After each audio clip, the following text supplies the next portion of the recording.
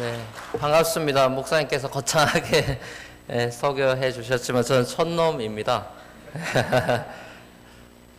뉴욕에서 사역하고 있고요. 많은 여러분들의 자녀분들이 맨하탄에 와 계시다고 이렇게 인사도 하시고 또 알려주시기도 하시고 그래서 또 감사했습니다. 목사님께서 소개해 주신 대로 제가 기쁨의 교회를 한 3개월 제 기억으로는 이렇게 아내와 함께 트랜지션 기간에 이렇게 목사님 말씀이 워낙 좋으셔서 말씀 듣고 이렇게 좀 회복했으면 좋겠다 이런 마음이 있어서 그때 아내랑 함께 교회를 출석했던 건 이제 이전 여기 이 교회가 아닌 이제 그 전에 계셨던 그 교회였죠. 그래서 거기서 이렇게 말씀을 들으면서 굉장히 많은 은혜를 많이 받고 또 아내도 너무너무 인조이하면서 교회 생활을 하면서 저희들이 그때 좀 힘들었던 부분들이 있는데 그 부분들이 말씀을 들으면서 많이 치유가 되고 또 새로운 사역으로 하나님께서 불러주셔서 이렇게 사역을 시작했던 좋은 기억이 우리 기쁨의 교회는 정말 기쁨을 주는 교회구나 그런 제 기억이 있습니다. 네, 귀한 교회에서 여러분 함께 목사님과 행복한 함께하는 그런 동역의 관계로 계속해서 주님 오실 때까지 기쁨이 넘치는 그런 성도님들 또 교회 되기를 주님의 이름으로 먼저 축복드립니다. 핀란드 제 고향 같은 곳입니다. 네, 아내와 함께 6년 동안 살았던 곳이고 또 이렇게 다시 이렇게 열린 말씀 컨퍼런스 제가 초대되리라고는 전혀 예상을 못했는데 목사님께서 저를 귀엽게 봐주셔서 사랑해 주셔서 이렇게 섬길 수 있는 기쁨을 주셔서 너무너무 감사드립니다. 지난 금요일 밤에 이어서 이제 세 번째 사명을 제가 나누려고 하는데요. 성공 혹은 복음적 성공 혹은 복음적 형통에 대한 메시지를 저희들이 2박 3일 동안 듣고 있습니다. 그 복음의 핵심을 제가 십자가 부활이라고 말씀을 드렸고 그 십자가와 부활의 중심에 자리 잡고 있는 핵심 가치를 세 가지로 요약했을 때 생명, 소명, 사명이다. 저는 그렇게 정리를 해보았습니다. 오늘 본문은 저희들에게 너무 친숙한 본문이죠. 주일학교 학생들에게도 잘 알고 있는 그런 내용이고 또 그 스토리 자체는 굉장히 심플합니다. 그리고 우리 주일학교에도 저도 어릴 때 기억이 나는데 달란트 시장이라 그래가지고 뭐 잘하면 이렇게 달란트도 주고 그랬던 기억도 있습니다. 오늘 저희들이 달란트 비유를 조금 더 이렇게 살펴보기를 원하는데 너무 이 내용 자체는 굉장히 간결하지만 우리 예수님의 그 비유 자체가 그렇지만 내용은 굉장히 풍성하기 때문에 너무 많은 것들을 함축하고 있기 때문에 뭐 오늘 이 짧은 시간에 제가 그것을 다 여러분과 나누기엔 너무나 역부족일 것 같고요. 조금 더 그 중에서 이렇게 제가 중요하다고 생각하는 부분, 제가 깨달은 부분을 특별히 복음적 성공, 복음적 형통, 특별히 하나님 나라의 가치적 성공이라는 주제를 가지고 한번 생각해 보려고 합니다. 제게 하나님의 나라라고 했을 때 제가 웨스트민스터에서 신학을 해서 그런지 몰라도 하나님의 나라 그러면 제 머릿속에 항상 떠나지 않는 그 프레이즈는 already but not yet 이라는 표현입니다. 아마 기쁨의 교회 성도님들은 많이 들으셨을 것 같아요. 그쵸? 아닌가 봐요. already but 이미 그러나 아직. 그러니까 하나님의 나라가 예수 그리스도의 초림, 그러니까 예수의 부활, 십자가와 부활로 인해서 이 땅에 하나님 나라가 이미 이루어졌다. 하지만 아직 완성되지 않았다라고 하는 이 already but not yet 사이, 그 중간 사이에 저와 여러분들이 지금 살아가고 있는 그 실존이죠. 우리 인류의 실존이기도 하고 역사이기도 합니다. 그러니까 천국의 현재성이 분명히 있고 하나님 나라의 미래성이 분명히 있죠. 그것이 큰 프레임이라고 볼 수 있습니다. 하나님의 나라라고 할 때. 그래서 예수님의 모든 비유의 핵심은 사실 특별히 마태복음 같은 경우는 천국에 포커스가 있는 메시지들인데요. 오늘 본문에 속한 이 달란트 비유도 마태복음 25장 자체가 천국의 비유라는 것을 25장 1절에서 소개를 하고 있기 때문에 한번 보실까요? 잠깐 한번 보실까요? 이 달란트 비유가 천국 비유라는 사실을 우리가 먼저 알고 시작을 해야 될 것 같은데요.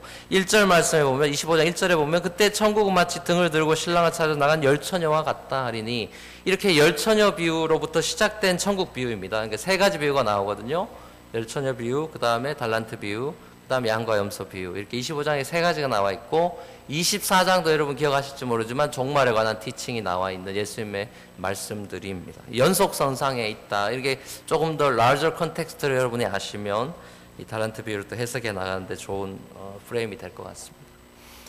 여러분 제가 사역하고 있는 이 뉴욕 같은 경우는 미국에 이런 곳이 많지는 않을 것 같은데 기독교 퍼센티지가 많게 봐야 3.5%, 적게 보는 분은 뭐 2, 3% 정도 봅니다. 미국은 여러분 기독교 국가로 알고 계신데 저도 놀랐습니다. 제가 사역하고 있는 맨하탄에 개신교 인구가 3.5, 많아야 3.5%라는 얘기를 듣고 굉장히 샤킹했어요. 나머지 그러면 종교인들은 어떻게 되나 이렇게 좀 알아보니까 캐톨릭이 30여 %로 제일 많고요. 근데 그분들이 이제 매주 교회를 가지 않죠. 여러분도 아시다시피 교회가 많이 비어 있습니다. 의리의리한 역사적인 유물적인 그런 교회들이 굉장히 성당들이 많은데 거의 뭐 통통 비어 있죠. 그분들이 굉장히 많으시고 그 다음 퍼센티지에 해당하는 분들이 유대인들이 많아서 유대교가 뭐 20몇 % 됩니다. 이슬람권의 아랍에서 많은 일하러 많이 오셨기 때문에 그분들도 한 20몇 % 되고요. 또 인도 분들, 컴퓨터 하시는 분들이나 의사 쪽에는 다 인도 분들이 많으셔서 그분들이 많이 와 계셔서 그분들도 거의 뭐 20% 가까이 되시고, 또 차이니스 아메리칸이라든지 동남아에서 이렇게 일하러 오신 그런 분들도 많이 계시기 때문에 에이시안 아메리칸이 많기 때문에 불교도 많아요. 그래서 불교도 10여 %가 되고, 이렇게 하고 나면 개신교, 그 다음에 이제 아무것도 없다고 이제 무신교입니다 하는 사람이 한 1% 정도. 그 꼴찌는 면했어요. 그러니까 꼴찌는 면했고 겨우 지금 그 정도밖에 되지 않는 그런 참 정말 웃을 수 없는 정말 안타까운 땅이 이제 맨하탄이고, 또 그 지역이 워낙 세큘러하다 보니까 또 영혼들이 방황하는 젊은이들이나 영혼들이 굉장히 많죠. 그곳에 하나님께서 저를 보내신 것이 오늘 메시지와도 연결이 되는 것 같은데 사명이라고 생각하고, 근데 아무튼 저희들이 어느 친구들을 만나시거나 여러분이 할 때 넌 어떤 종교를 믿냐 했을 때 우린 기독교라고 이렇게 대답을 하죠. 근데 기독교와 그 외의 모든 여러 종교들과는 아주 극명하게 저는 다른 점들이 많이 있다고 생각합니다. 그러니까 종교들은 다 비슷비슷하지 이게 이제 종교 다원주의 아닙니까? 이 종교나 저 종교나 다 잘 착하게 살고 이런 논리들이 굉장히 많은데 기독교는 아주 굉장히 디스팅티브합니다. 완전히 다르죠. 비슷한 것 같은 부분도 분명히 있습니다. 사랑을 가르친다거나 이런 부분들이 있지만 아주 극명하게 다릅니다. 기독교는 여러 면에서 달라요. 여러분이 이제 말씀 공부를 하시면 너무나 잘 아시겠지만 기본적으로는 은혜 베이스냐 메릿 베이스냐 그레이스 베이스냐 메릿 베이스, 그러니까 열심히 노력해서 구원을 얻는 거냐 은혜로 얻는 거냐라는 아주 기본적인 것으로부터 출발해서 여러 삶의 영역에 있어서도 기독교는 아주 다른 그런 모든 종교들과는 차별되는 아주 그런 종교라는 것을 우리가 잘 알고 있습니다. one of them이 아니라 정말 그냥 only one이라는 것을 우리는 알고 있죠. 유일신이다 이렇게 성경도 구약에서는 여호와에 대해서도 말씀하고 있지 않습니까? 근데 그런 교리적인 것 이외에도 저는 우리 기독교가 아주 디스팅티브한 것 중에 하나가 바로 이 역설이라는 패러닥스라는 것을 저는 굉장히 좋아합니다. 역설의 삶이라는 것이에요. 이게 굉장히 이 세상에서의 우리의 살아가는 모습이 굉장히 패러닥시칼하다는 역설적이라는 거예요. 이게 무슨 말이냐 하면 우리가 예수 그리스도의 십자가를 믿잖아요. 그래서 교회에 들어가면 상징이 십자가 아닙니까? 예수의 십자가를 믿는다는 것은 예수님이 그냥 날 위해 죽어주셨다, 그것만 믿는다. 물론 그게 너무 중요한 메시지이지만 예수님이 나 때문에 날 위해서 죽어주신 것도 있지만 우리가 세례를 받을 때 고백했던 것과 같이 나도 예수님과 함께 십자가에 못 박혔다는 것이 기독교지 않습니까? 그죠? 그냥 바라보면서 예수님이 날 위해 죽어주셨습니다 라고 감사합니다가 아니라 예수의 십자가에 나도 동참했다고 고백하는 게 세례 고백이거든요. 나도 죽었다라고요. 그런 의미에서는 이미 우리는 장례식을 한번 치르고 살아가는 그런 인생이라는 점에서 우리가 이미 옛자가 죽었다는 점에서 죽고 시작하는, 장례식을 치르고 시작하는, 거꾸로 살아가는 그런 역설의 인생이다. 이게 아주 기독교 아주 탁월하고 십자가가 우리에게 선명하게 보여주는 그 패러닥스고요. 또 우리는 부활을 믿습니다. 예수님이 부활하셨다는 걸 믿어요. 기독교는 무덤의 종교가 아니죠. 부활로 새 생명으로 살아나셨는데 이미 부활하셔서 새로운 생명으로 옮겨주셨고, 그 예수의 부활에 그냥 예수님이 멋있는 분이 되었구나가 아니라 나도 예수의 부활에 동참해서 새로운 생명으로 부활했다라고 믿는 것이 또 세례의 의미지 않습니까? 세례 그냥 난 죽었습니다가 아니라 내가 예수와 함께 다시 살아났습니다 라는 십자가의 부활이 우리의 정체성이고 그것이 우리가 천국 시민이 되었다는 것, 그리고 더 나아가서는 하늘에 안 치웠다라고까지 사도 바울은 우리의 스테레스를 이야기하죠. 하늘에 앉힐 것이다가 아니라 이미 하늘에 앉았느니라. 마치 예수 그리스도께서 보좌 우편에 앉으신 것처럼 우리가 하늘에 이미 앉히운 인생이라고, 천국을 경험한 인생이라고, 그래서 그 하늘의 관점을 가지고 이제 이 땅에 다시 내려와서 살아가는 그런 느낌. 이미 비자 받고 미국에 가서 한번 맛을 보고요, 다시 한국 돌아가서 다시 미국으로 오려고 준비하는 모습이라고나 할까요? 연어가 본향에 있다가 다시 다른 곳으로 왔다가 본향을 향해 올라가는 모습이라고나 할까요? 이것이 저는 완전 이 세상을 살아가는 다른 어떤 종교인들과 사람들과는 아주 극명하게 대조되는, 이 세상의 가치나 어떤 패러다임에 속해버린 사람들이 아니라 하늘나라의 영역에 속한 사람으로 하늘의 관점을 가지고, 하늘의 관점이 어떤 관점입니까? 하나님의 관점이죠. 하나님이 위에서 헬리콥터 뷰로 보시는 그 관점 말입니다. 세상에서 바라볼 때는 굉장히 커요. 집도 크고 뭐 이런 것들이 화려한 거 너무 화려해 보이고, 그런데 조금만 더 올라가서 비행기에서 여러분이 한국 가실 때 보면 어떻습니까? 밑에 보면 집들이 어떻죠? 성냥개비 많았죠. 그렇지 않습니까? 그런 새로운 관점으로 우리가 완전히 들림받은 사람들의, 오늘 나팔 불 때 그런 찬양도 훌륭한 찬양 해주셨지만, 우리의 가치관이나 세계관이나 살아가는 방식이나 이 모든 것들이 완전히 upside down 된, 완전히 거꾸로 된 인생이라는 것이 기독교의, 저는 예수 그리스도의 비유의 티칭의, 하나님 나라의 특별히 천국 티칭의 핵심이라고 저는 생각합니다. 이런 새로운 인생의 관점과 가치관을 가지고 살아가는 그리스도인들의 모습, 이미 하나님 나라를 경험했지만 아직 거기에 이르지 못한 이 중간길을 살고 있는 저와 여러분들의 삶이 어때야 하는지에 대해서 말씀하고 있는 것이 바로 이 가장 집약해 놓은 그 패러블을 하나 꼽으라고 한다면 바로 이 달란트 비유라고 생각합니다. 이 달란트 비유를 우리가 들으면 수도 없이 들었고, 저도 수도 없이 많이 큐티를 했지만, 이 달란트 비유를 우리가 생각하고 묵상하고 들으면서 어쩌면 대부분의 그리스도인들의 관심이 내가 과연 몇 달란트를 받은 사람일까? 라는 질문일 것 같아요. 나는 과연 1달란트 받은 사람 인생일까? 난 2달란트 받은 인생일까? 5달란트를 받은 인생일까? 우리는 아마 그 질문들을 자연스럽게 하게 되리라 봅니다. 근데 예수님께서 이 달란트 비유에서 말씀하시고자 하시는 것은, 너한테 너 자신의 삶을 봐. 너 인생을 한번 생각해 봐. 살아온 길을 한번 봐. 너 몇 달란트 있냐? 너 한번 생각해 봐라. 네가 2달란트 인생인지 1달란트 인생인지 5달란트 인생인지 그거 서치해 보고 연구해 보고 찾아내고 발견해서 그것을 가지고 잘 살아보라는 어떤 자기 개발의 메시지에 이 비유가, 달란트 비유가 초점이 있지 않다라는 것입니다. 2달란트 받은 사람이나 5달란트 받은 사람이 각각 그 2달란트와 5달란트를 남겼잖아요. 그 남긴 결과로 인해서 예수님께서 칭찬했다라고 우리는 그냥 단순하게 2달란트 받아 2달란트 남겨서 칭찬받았고 5달란트 받았는데 5달란트 남겨서 칭찬받았다라고 이렇게 우리는 심플리파이 해버리지만, 사실 예수님의 초점이 저는 거기 있다고 생각하지 않습니다.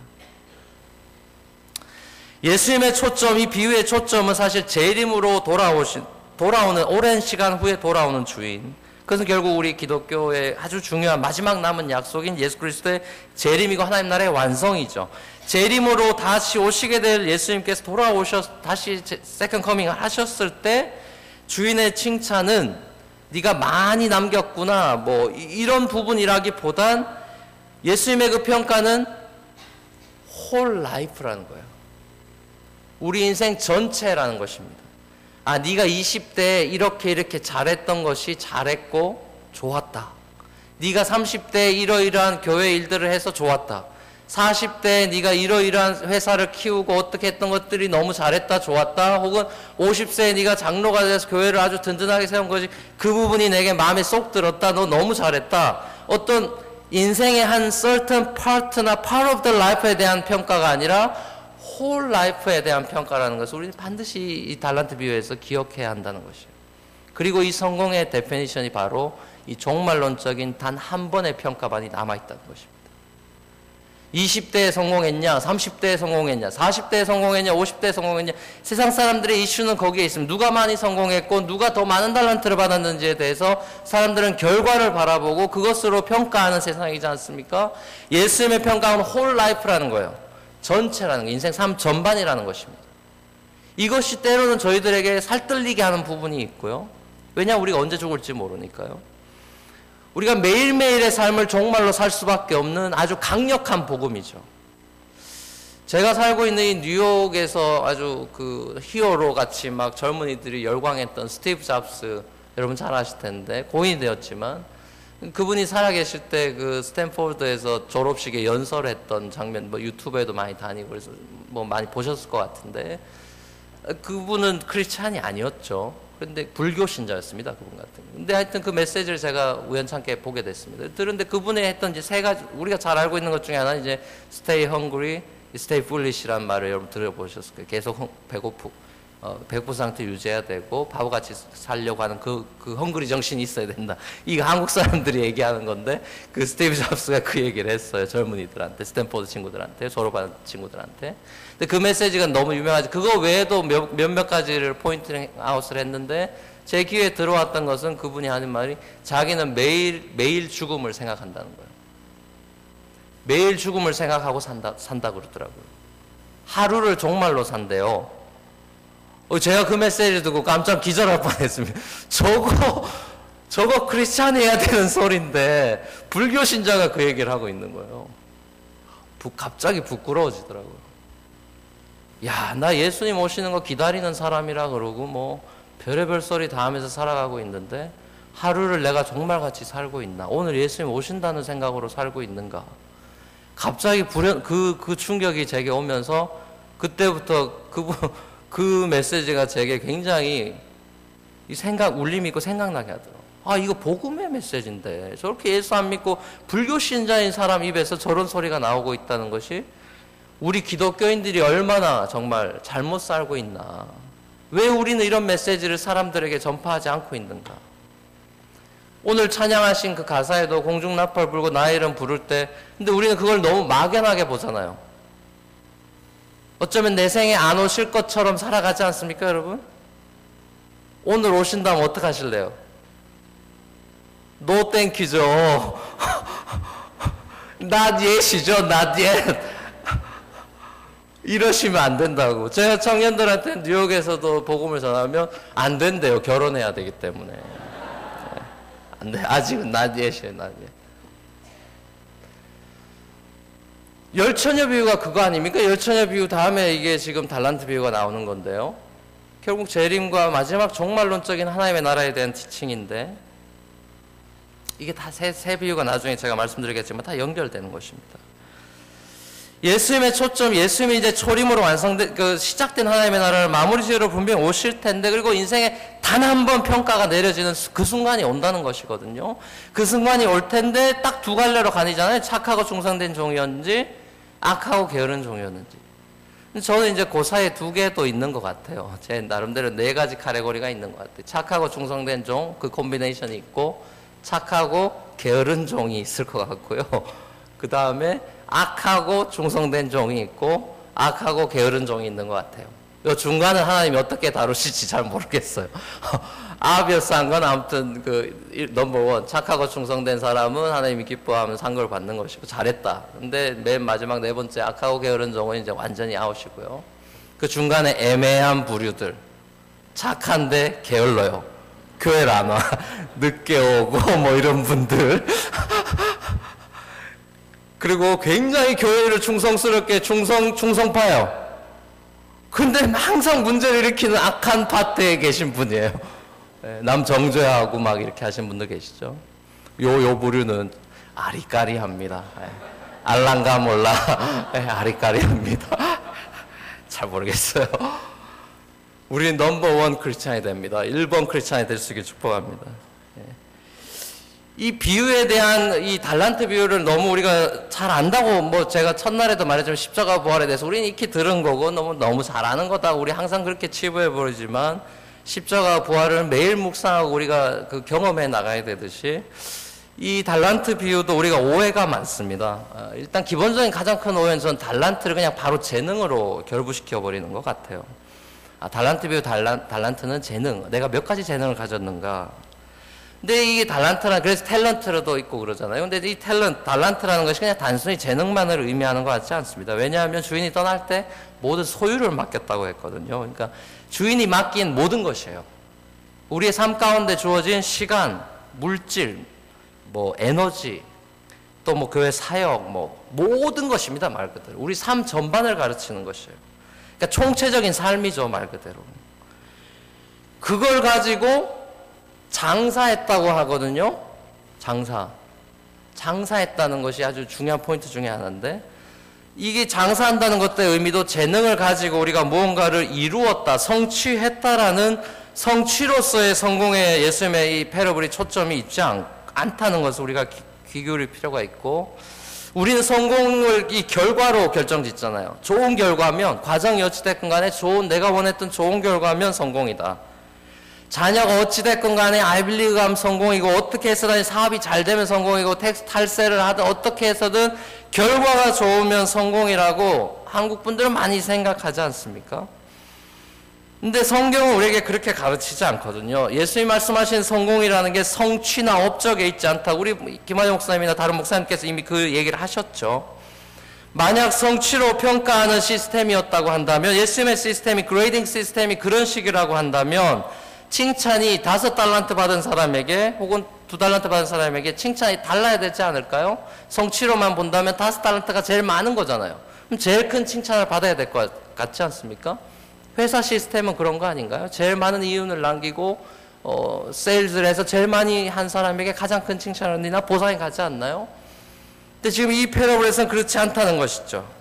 분명히 주인이 주었던 그 달란트는 달랐지만, 칭찬, 2달란트 받은 남긴 자와 5달란트 남긴 자의 그 주인의 칭찬은 말 그대로 토시 하나 틀리지 않고 칭찬이 동일합니다.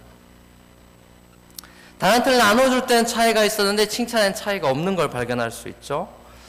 얼마 전에 그 한국에서 그 한 설문조사를 했답니다. 그 곡선이 이긴다라는 책이 한때 이렇게 유행했던 책이 있는데, 그 책 출판사랑 이렇게 리서치 센터하고 해가지고 이 직장인들의 그 행복도에 대한 조사를 했습니다. 왜냐하면 요즘 현대 직장인들이 한국 같은 경우 이제 성과주의나 속도전이죠. 속도, 효율, 또 최적화, 이런 무한 경쟁 시대에 내몰려 있는 이 직장인들의 현실을 또 파악하기 위해서 진단하고, 행복이라는 게 도대체 뭐냐, 인생의 의미가 뭐냐, 이런 질문들을 이제 직장인 670명한테 던졌더니, 행복이 뭐라고 생각하십니까? 질문을 한 거예요. 그러니까 행복하십니까? 지금 삶에 만족하고 행복하십니까? 라고 질문을 했더니 5명 중에 1명, 그러니까 20%가 행복하다. 5명 중에 1명이 행복하다 그랬고, 46.1%가 사는 게 그렇죠, 뭐 이거예요. 보통입니다. 그리고 행복하지 않다, 심지어 그러니까 불행하다, 행복하지 않은 것 같아요 라고 대답한 사람이 27.5%로, 전반적으로 보면 행복하다는 사람이 5에 하나고, 나머지는 그냥 행복하지 않거나 모르겠습니다, 그냥 그렇죠 뭐 이렇게 사는 분들이 80%라는 거죠. 행복하지 않다고 대답한 사람을 찾아가서, 그럼 왜 당신은 행복하지 않습니까? 왜 행복지수가 낮습니까? 이렇게 물었더니 1위가 뭘 것 같습니까? 왜 그분들이 불행을 느끼고 있고 행복하지 않다고 말한 1위의 대답이 뭘 것 같아요? 설문에서 그분이 그 대다수의 1위를 차지한 게 35.2%인데요. 뭐라 그랬냐면, 빈익빈 부익부처럼 가난이 대물림되는 현상이라고 대답했습니다. 그러니까 쉽게 말하면 엄마 아빠가 못 살아서 나도 못 사는 게 이게 대물림이 돼서, 나는 일단 스타트 라인에서 뒤쳐져 있고 이제 얘네들은 이미 다 앞에 가 있기 때문에 삶에 의욕이 없다. 이거 아무리 따라잡아도 따라갈 수 없는 시스템적인 것 때문에 가난에 대물림이 된 상태에서 내가 직장에 들어가고 아무리 해도 무한 경쟁에서 계속해서 밀려나기 때문에 저는 불행합니다. 그래서 이 2번째 불행의 이유에 대해서도 속도주의의 무한 경쟁에 지쳐서라고 대답을 했어요. 그러니까 1번, 2번이 저는 다 연결되어 있다고 생각합니다. 이게 오늘날 현대인들의 직장 생활의 현실이라는 것이죠. 그러니까 쉽게 말하면 현대인들이 불행을 느끼는 가장 큰 이유 중에 하나는 바로 이 사회가 뭔가 불공평하다는 거예요. 이게 정말 뭐 불공평하다. 이게 무슨 차별이 이렇게 심하냐. 빈익부 부익부다. 성공할 기회가 이렇게 공평하지 않다.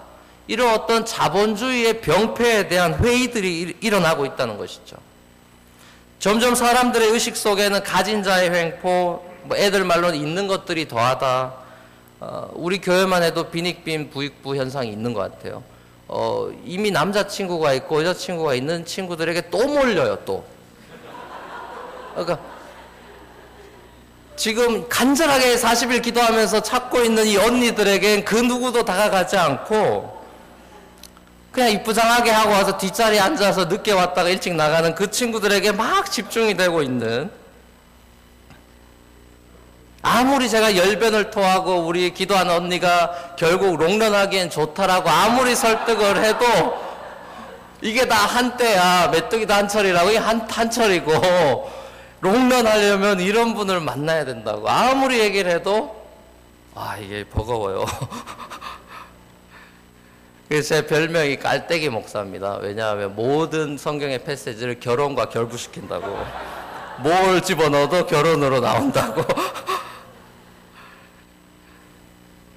그런 빈익빈 부익부 현상이 이곳저곳에서 일어나고, 뭐 한국 같은 경우는 뭐 자녀 키우는 것도 마찬가지죠. 명문대 지나가는 그런 것들이 옛날엔 개천에서 용이 나는 게 가능했는데 이제는 강남의 파락군에 들어가야 되고, 부모님 조사해보면 의사, 변호사 이런 엘리트들이 많고, 소위 있는 집 자식들이 더 좋은 대학에 들어가는 이런 현실들에 대해서 사람들이 불만이 커져가고 있다는 것이죠.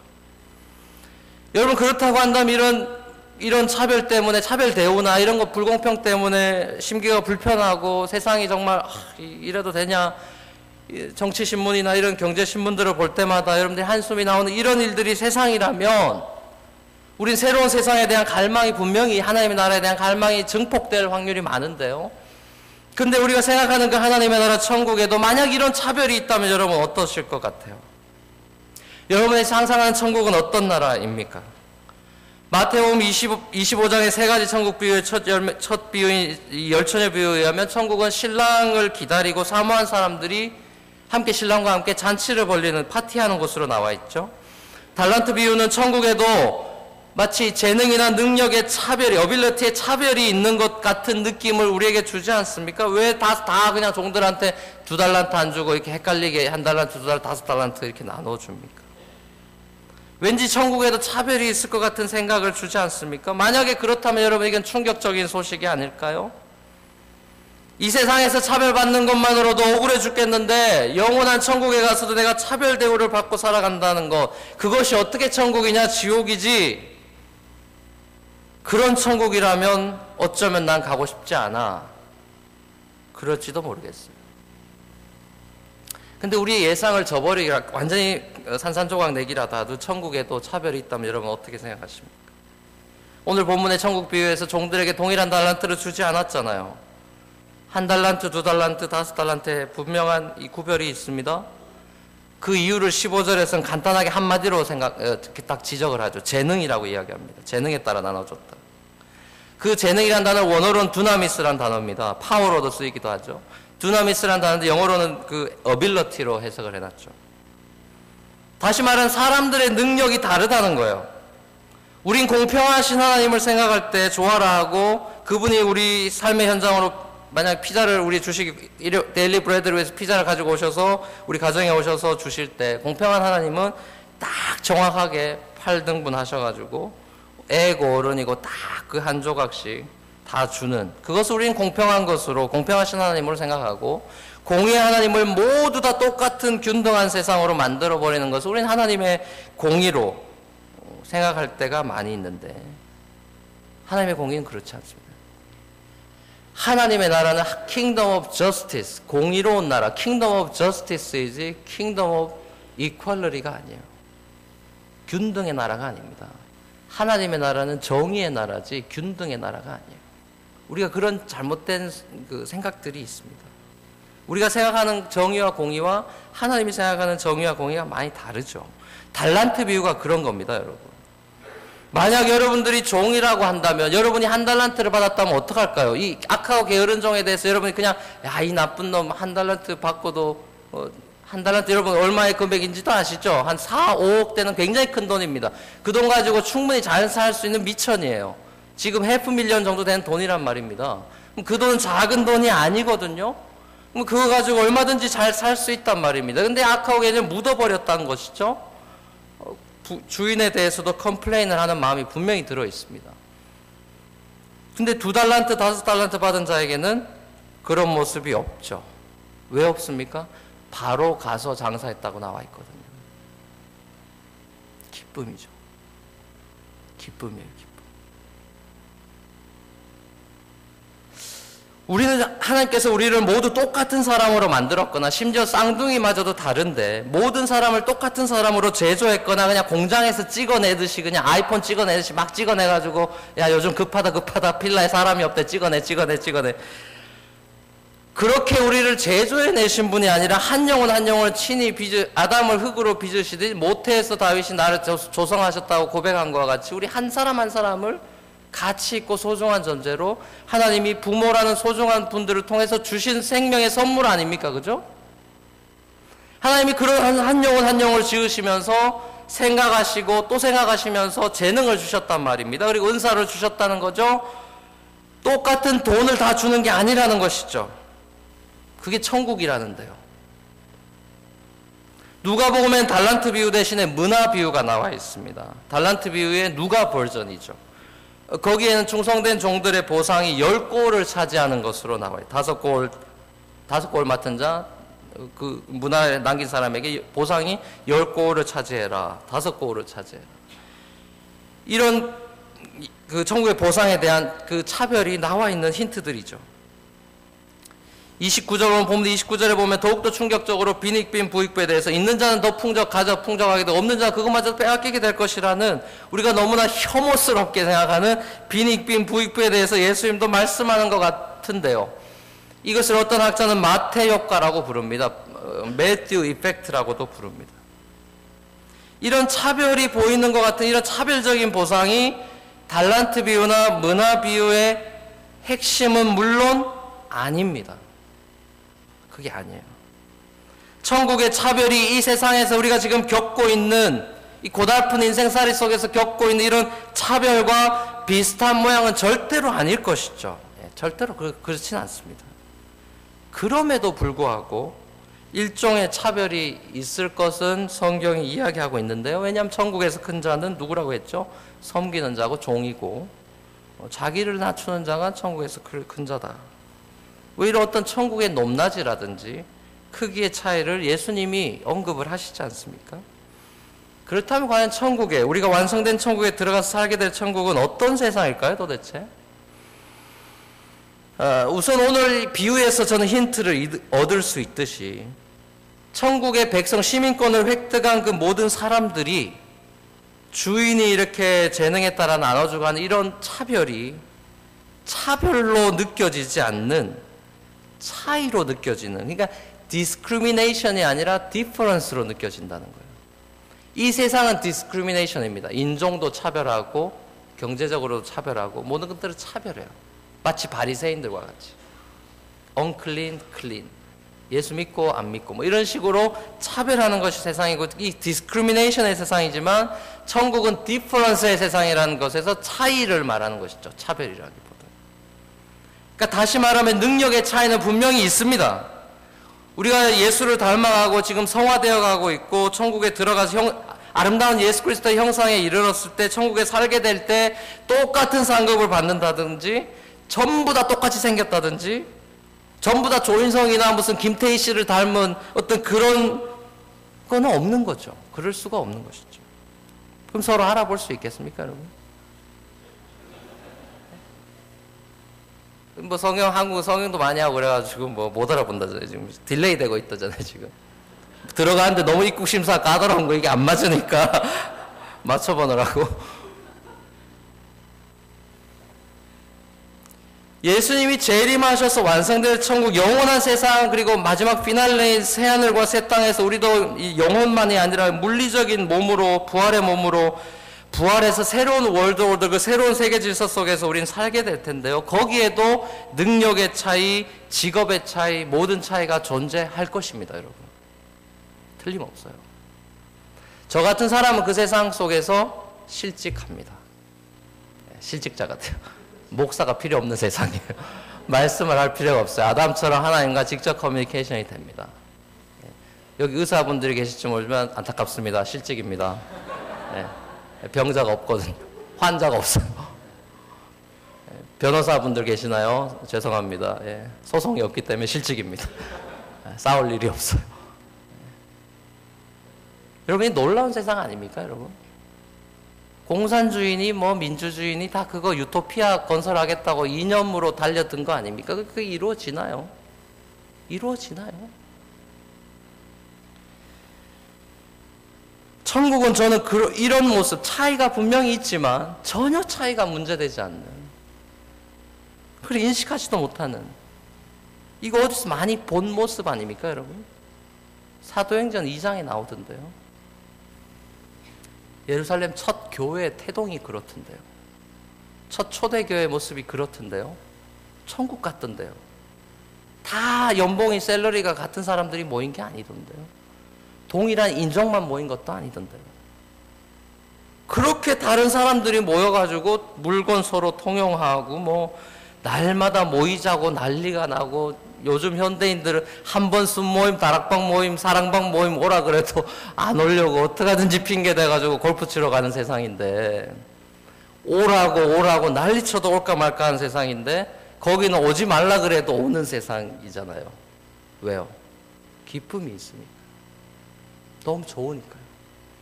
천국 같으니까요. 이사야는 어떻게 이야기합니까? 사자가 어린 양과 함께 뛰노는 세상이라는데요. 어린 양이 사자 보면서 어떤 생각을 하겠어요? 어이구, 난 빨리 도망가야지. 어떡하다 잡혀먹겠다. 어떻게 천국에 사자가 왔어? 큰일 났네. 이런 곳이 아니라 함께 뛰노는 곳이라는데요. 걱정 없이. 어린아이가 독사굴에 손 집어넣어도 독사랑도 친구가 되는 천진난만한 세상이라는데요. 힘 있는 사람이 힘 없는 자를 위해서 그 힘을 쓰는 세상이라는데요. 그게 정의 아닙니까? 정의라는 게 뭐 누가 맞냐 틀렸냐 이게 아니라, 힘 있는 사람이 힘 없는 사람을 위해서 그 힘을 쓰는 게 정의입니다. 초대교회 모습이 그랬던데요. 능력의 차이, 무슨 뭐 생김새의 차이, 인종의 차이, 아무런 의미가 없어지는 것이죠. 그렇다고 한다면 목사님 서로 나눠 쓰고 결국 똑같이 공평한 세상이 될 거라면 열심히 신앙생활해서 10골 차지하거나 적당히 해서 5골 차지하거나 무슨 차이가 있습니까? 한국 분들은 특별히 더 골 오리엔티드 돼가지고 뭔가 이게 프라이즈가 없으면 갑자기 그냥 다운이 되잖아요. 열심히 해서 장로님이 될 수 있다 그럼 그때부터 새벽 기도도 하고 이제 뭔가 골이 생겨가지고 열심히 신앙생활 할 수 있는데, 우리 교회는 장로 없습니다 그럼 떠나시잖아요.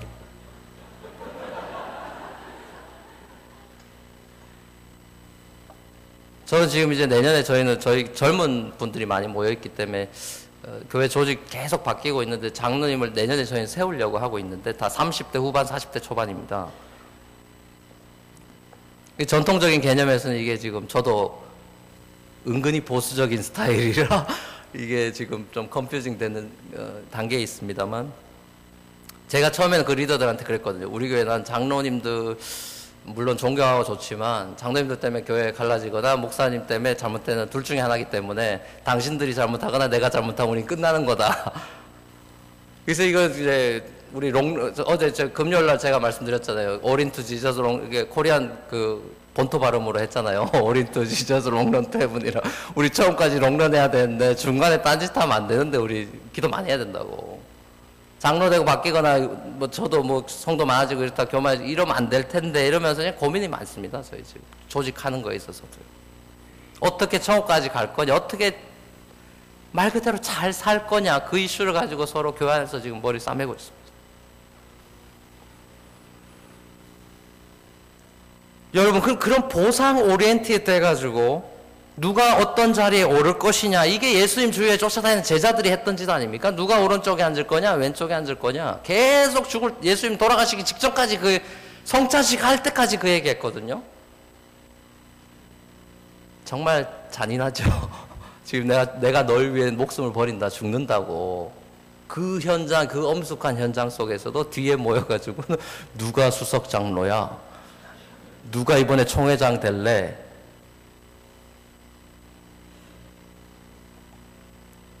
이게 정말 심각한 거 아닙니까, 여러분? 이 달란트 비유의 핵심은 천국 보상의 차이에 초점이 있지 않아요.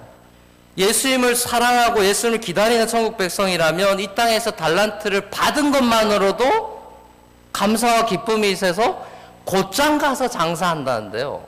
이거 가지고 막 기도하고 씨름하면서 왜 나는 2달란트일까 1달란트일까, 주님 저 예수 사랑하는데 왜 제겐 이거밖에 안 주십니까? 이게 아니라 받은 거 가지고 그냥 곧장 가서 장사한다는데요. 그리고 장사한다는 게 뭡니까 그럼 도대체? 저는 이 패러블 보면서 이 장사한다는 게 뭐냐 그럼? 무슨 장사를 어떻게 했길래 칭찬을 해주신 걸까? 저는 이 장사를 오늘 그 성공의 세 번째 그 표현대로 사명이라고 생각하는 거예요. 사명으로 살았다는 것입니다. 홀 라이프를. 사명자에게 하나님의 리워드가 있다는 거예요. 각자의 상급을 바라는 것이죠. 누군가를 비교를 통해서 내가 더 많은 걸 소유했다든지 뭐 이런 걸로 인해서 만족하는 삶이 아니라는 겁니다. 그리고 하나님 보시기엔 그건 어떤 일이래, 지상에서 우리가 하는 엄청나게 뭐 밀리언짜리를 뭐 집을 지었든 뭘 했든 그걸 하나님 보시기엔 하늘의 관점에서 어떻대요? 큰일 했대요. 오늘 본문에서 칭찬하실 때 네가 적은 일에 충성했다고 돼 있던데요.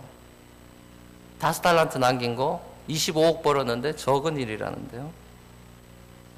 많은 것으로 네게 맡기리니 내 주인의 즐거움에 참여하죠.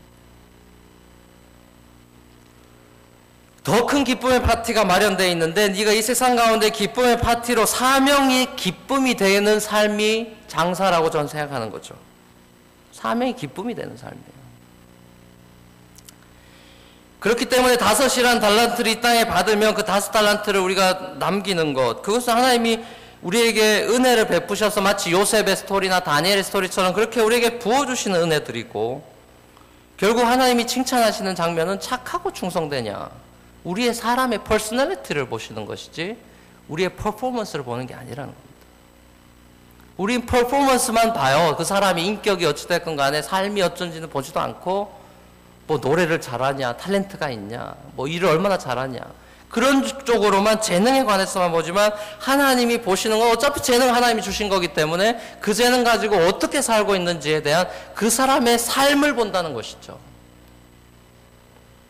1달란트 받은 자가 지옥의 심판에 떨어진 것은 이 땅에 하나님이 주신 그 고귀한 생명, 인생이라고 하는 것을 헛되게 낭비하면서 자기 멋대로 호생소열하면서 사명은 쳐다보지도 않고 살았던 인생이라는 말입니다. 악하고 게으른 모습이에요. 주인이 종을 부르고 달란트를 준 것은 주인을 위한 것이지 주인을 위한 것이었지만 사실은 달란트를 맡기신 이유는 종을 위한 것이었죠. 달란트를 가지고 나가서 장사하면서 열매 맺는 기쁨을 누리라고, 생명을 얻게 하고 더 풍성히 얻게 하기 위해서 우리의 삶을 우리에게 주신 것입니다.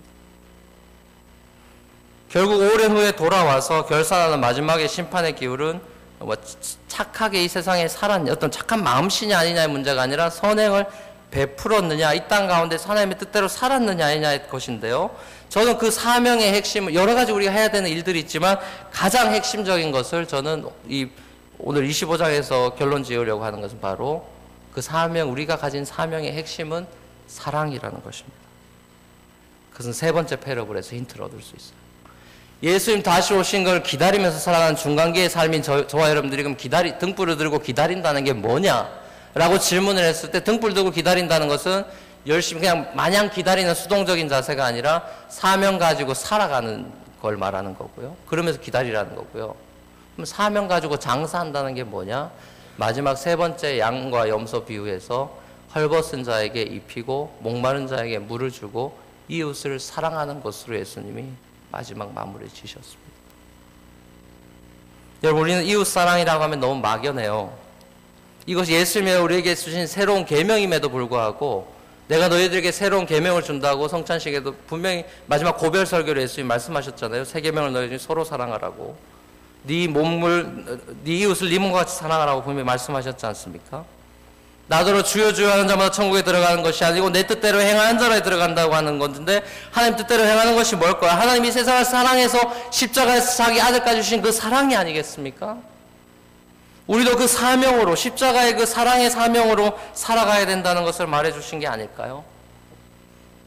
저희 교회가 있는 맨하탄에 제가 말씀을 드렸습니다만 너무 다양한 사람들이 계시고, 특별히 2008년도 그 리먼 브라더스가 망하고 이제 경제적으로 어려워지기 시작하면서 홈리스 분들이 기하급수적으로 많이 늘어났습니다. 여기저기에 그냥 길거리에 계시고, 또 뭐 큰 빌딩이나 이런 데 많이 계시죠. 스테이션, 그 펜스테이션이나 뭐 그런 데 많이 계십니다. 그래서 이제 저희 교회는 이제 수요일 밤마다 수요예배를 끝나고 같이 이제 밤늦게 그 펜스테이션 같은 데 교회 근처에 있으니까 가서 이제 복음을 나누고 빵도 드리고 물도 드리고 하는 그런 사역들을 이제 매 수요일마다, 지금 저희가 건물이 없기 때문에 뭐 초청해서 숲 키친 같이 뭘 대접할 형편은 아니기 때문에 이제 언젠간 그렇게 되겠지만, 지금 그냥 저희들이 직접 발로 뛰어서 청년들과 함께 찾아가서 그분들 삶의 스토리를 듣고 들어보면요, 별의별 스토리가 다 있습니다. 거의 대부분은 멀쩡했던 분들입니다. 잘 살았던 분들이에요. 그냥 멀쩡하게 살다가 하루아침에 레이오프 되니까 집 렌트도 못 내고 뭐 이런 형편이 되니까 다 타국에서 오신 분들이 많거든요. 흑인도 있고 백인도 있고 뭐 다 다양합니다. 삶의 희망이 없는 거예요, 이분들이. 삶의 희망이 뭐겠어요? 돈 뭐 몇 푼 드리면 희망을 가질까요? 빵, 우유 드리지만 가장 결정적인 희망은 뭐겠어요? 예수 그리스도요? 복음이지 않겠어요?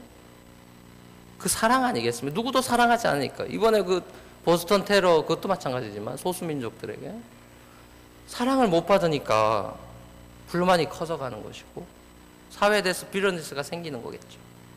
그분들이 그런 누구도 거들떠보지 않고 경찰에 와서 쫓아내고 피신하고, 그런 가운데 저희들이 너무 안타깝고, 이분들도 생명인데 뭐 멀쩡하게 양복 입고 막 밀리언씩 버는 이분들도 생명이지만 이분들도 생명인데 하나님 보시기엔 다 똑같으실 텐데, 그리스도인들이 헐벗을 때 이런 분들을 도와주지 않고 그냥 본인들이 교회에만 모여서 우린 구원받았다 기쁘다, 안에 교회 안에서만 빛을 비춘들, 그것이 과연 사명인가? 세상을 구원하는 게 사명이라면, 십자가에서 예수님이 돌아가신 건 그 사건이 한 명 구하려고 한 것이 아니라 많은 인류들을 구원하시기 위한 사명이었다면, 그것이 사랑의 증표였다면 분명히 우리 삶 속에 구체적인 이웃사랑으로 실현돼야 되는 부분들이 있는 것이 아닐까요? 양과 염소 비유는 우리에게 이 달란트 비유에 장사한다는 게 뭐냐? 결국 그런 어려운 자들에게 사랑과 선행으로 다가가는 것, 새 계명을 실현하는 것, 그것이라고 저는 생각합니다. 얼마 전에 큰 인기를 모았던 레미제라블이라는 영화, 아마 여러분 보셨는지 모르겠는데요. 그 은촛대를 훔친 장발장의 신부님이 하는 대사가 있죠. To love another is to see the face of God. 다른 사람을 사랑하는 것이 하나님의 얼굴을 보는 것이다. 참 기가 막힌 대사죠. 나중에 이제 이 장발장이 그 용서의 은혜를 경험하고 코제트라는 여자애를 입양하잖아요. 그리고 이제 평생을 이렇게 사랑의 사람으로 하나님의 사랑을 체험하고 경험하고 용서의 은혜를 경험하다 보니까 자신의 사명이 이 세상을 위해서 정말 자신의 모든 걸 쓰겠다는 그런 삶으로 완전히 바뀌게 되고, 자신의 모든 달란트를 사용해서 이웃을 섬기는 사랑의 삶으로 변화되는 것을 우리는 알고 있지 않습니까? 전 이것이 우리가 닮고 싶어하는 예수 그리스도의 삶의 모습, 사명을 이루시는 모습이다. 이 사명의 절정은 결국 그 사람을 위해서도 죽어줄 수 있는 십자가구나. 사랑하기 때문에 누군가를 위해서 내 자신의 목숨을 던질 수 있다는 것, 결국 성공의, 우리 그리스도인의 성공의, 참된 복음적 성공의 세 번째 요소의 사명이라고 하는 것, 첫 번째 요소인 생명으로 다시 돌아가게 됩니다. 우리의 사명은 생명에게 생명을 주는, 진정한 생명을 주는 사랑이라는 것이죠. 영혼에 대한 사랑이에요. 생명을 살리기 위하여 내 생명의 대가를 지불하는 것, 그것이 십자가 정신입니다. 이것이 십자가와 부활의 복음의 핵심이에요. 그 사이먼 벌치라는 영화를 소개함으로써 메시지를 마무리하려고 합니다. 사이먼 벌치라는 영화가 있는데 그 영화 한번 기회가 되시면 보시길 바라고, 그 영화 굉장히 간단하게 줄여서 한 4, 5분에 걸쳐서 여러분에게 함께 쉐어하고 제가 메시지를 마무리하겠습니다. 함께 보시겠습니다.